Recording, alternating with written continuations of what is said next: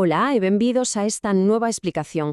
Hoxe imos ir directos ao gran para falar de como unha única e, a dicir verdade, moi controvertida decisión corporativa no ano 2005 acabou transformando por completo as cadeas de suministración globales. É absolutamente fascinante se o pensamos. Hoxe en día damos por sentada esa logística brutal, esa maxia de recibir paquetes na porta de casa en cuestión de horas. Pero sabedes que? Ese motor invisible arrancou con unha aposta tremendamente arriscada de Walmart. Ao longo desta análise imos desgranar os detalles técnicos, un par de anécdotas internas e como ese momento exacto reescribiu as reglas do xogo do comercio mundial. Ben, imos mergullarnos de cheo nisto. Todos vivimos algunha vez esta situación, case cómica, pero que enfada a calquera. Vas a unha tenda buscando algo en concreto, non o ves e preguntas. O empregado mira o ordenador e dice tan tranquilo, pois o sistema di que nos quedan 3 unidades. E aí quedamos todos, mirando cara a un andel que está, obviamente, máis cabaleiro. Este é un auténtico erro de Matrix no comercio, un paradoxo multimillonario coñecido no mundiño como o problema do inventario fantasma. É dicir, unha fenda enorme entre o que cre o ordenador e a pura realidade física. Un problema que literalmente desangraba o sector. E, francamente, se nos poñemos na pel dos traballadores das tendas, o drama loxístico era aínda peor. Imaxinade a cantidade absurda de horas perdidas cada día en auténticas cazas do tesouro polo almacén. O persoal dando voltas, buscando caixas mal colocadas, mentras o produto estaba ali mesmo, sepultado baixo outros palés. É como se o artigo quedase atrapado nun limbo da información. O ordenador xura e persura que o produto se pode vender, pero ao non estar expuesto, ninguén o pode mercar. Unha loucura que xeraba perdas e un gasto en man de obra totalmente inútil. Basicamente, había 3 escenarios de pesadelo que destruían a eficiencia desde dentro. Primeiro, o ordenador di que hai stock, pero non hai nada no expositor. Ninguén pide máis mercancía e, claro, venda perdida. O segundo caso, o produto sí está no andel, pero por algún erro o sistema non o sabe. Que pasa aí? Pois que nunca se vai xerar a orde de reposición. Cando o produto se esgote, quedarase baleiro durante días. E o terceiro gran problema, a famosa falsa disponibilidade. O produto está no almacén, pero ninguén o sacou fora, enfurecendo a calquera que o vai a buscar. E ollo aos números, porque o impacto de todo isto era aterrador. Estábamos falando dunha taxa de rotura de stock nos andéis do 16% en todo o comercio retallista. 16%.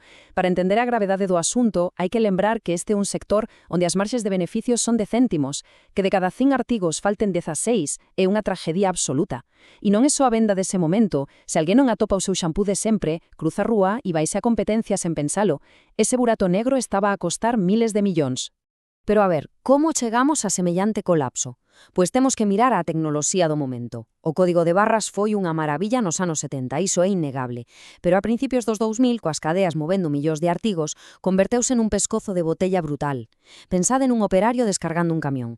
Tiña que romper o plástico do pallé, buscar o código de barras de cada caixa, limpalo e escanear a man unha por unha. Minutos e minutos de agomía manual por cada palé que entraba pola porta do almacén. Isto ilustra perfectamente a diferenza técnica. É como comparar alguén viaxando a pé cun tren de alta velocidade. O código de barras é ríxido, exixe liña de visión directa. Hai que apuntar e disparar, caixa a caixa. Por contra, a maxia do RFID funciona do outro xeito. As ondas de radio atravesan o cartón e a madeira, capturando centos de produtos á vez mentras a carretilla elevadora pasa polas portas sen sequera frear. Todo lido de golpe, en segundos, e sen apenas tocar nada. E aquí, justo aquí, é onde está la todo no ano 2005.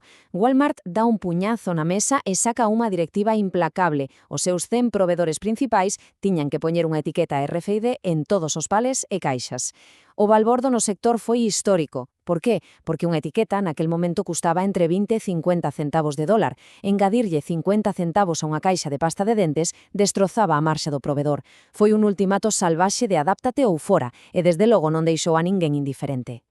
Pero, que tiña o RFID para xustificar unha guerra semellante cos provedores? A identificación por radiofrecuencia funciona casi exactamente igual que eses peaxes automáticos das autoestradas. O arco leo o dispositivo do coche a 100 por hora, sen que ninguén pare. Pois o mesmo coas ondas de radio lendo caixas de produtos. O gran triunfo desta solución é que quita as mans humanas de ecuación. Xa non hai ninguén que esqueza escanear ou que escanee 2 veces o mesmo. O inventario pasa a se actualizar só. A implantación desto baseouse en 3 pasos. Primeiro, os provedores facían o traballo duro etiquetando nas súas fábricas. Segundo, colocábanse lectores nos grandes centros de distribución. Pero o terceiro paso foi a verdadeira revolución. O sistema por fin tiña ollos dentro da propia tenda.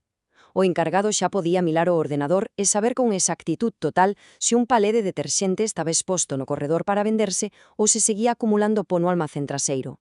Acabouse a época das suposicións. Pasemos a ver como todo este fluxo de datos construíu a logística moderna. Coa información constante, as tendas dixeron adeus a iso de pasear cun unha libretiña apuntando o que faltaba. Deu paso á reposición intelixente. A logística deixou de ser reactiva, esperar a que algo se esgote, para ser proactiva. O cerebro digital da tenda xa sabía o que pasaba pola caixa rexistradora e cruzaba iso co stock restante, lanzando alertas automáticas de reposición xusto antes de que o cliente notase o oco baleiro. Para entender a viaxe física do produto, temos que falar dunha peza clave, o código electrónico de produto. No antigo mundo dos códigos de barras, todas as botellas da mesma marca tiñan o mesmo número. Para o ordenador eran todas iguais.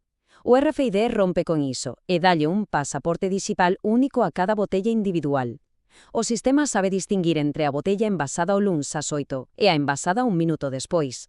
Pode seguir o rastro de cada artigo exacto desde a fábrica ata que alguén o colle do andel. As vantaxes desta trazabilidade unitaria son abraiantes. Por un exemplo, pensade nunha retirada por seguridade alimentaria, como unhas espinacas en mal estado. Antes tiñan que tirar toneladas de comida ao lixo por precaución. Co RFID, o ordenador sinala exactamente cales son as caixas afectadas e bloquea a súa venda ao instante na caixa rexistradora. Unha precisión cirúrxica que protexe a todo o mundo e que, ademais, mantén o control sobre cada céntimo de inventario. Entón, o punto crucial é como esa aposta brutal de 2005 construiu o mundo actual. A obrigar a fabricar millóns de etiquetas, Walmart provocou que o prezo da tecnoloxía se esborrallase daqueles 50 centavos a sons poucos céntimos hoxe. Democratizouse a tecnoloxía.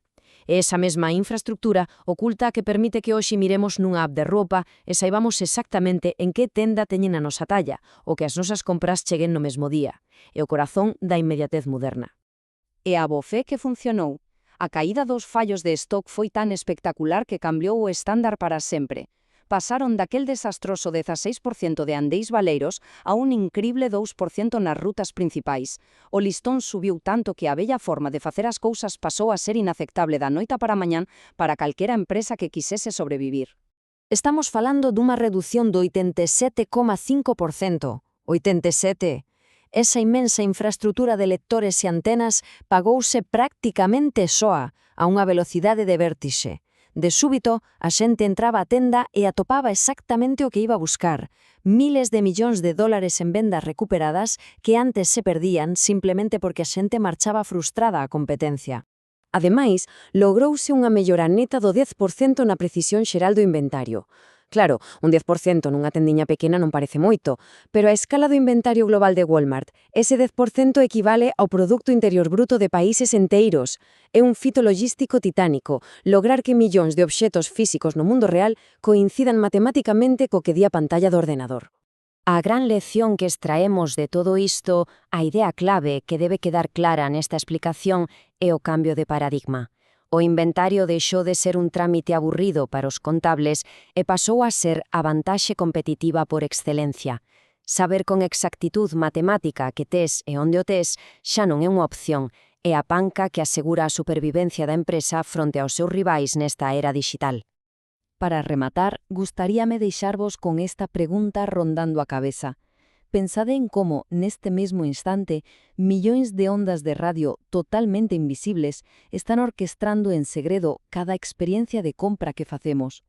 É todo un mundo logístico traballando en silencio para garantir que consigas o que necesitas cando necesitas. Así que xa sabedes, a próxima vez que vexades un andel perfectamente cheo, lembrade que non é maxia nin casualidade. Ata a próxima análise.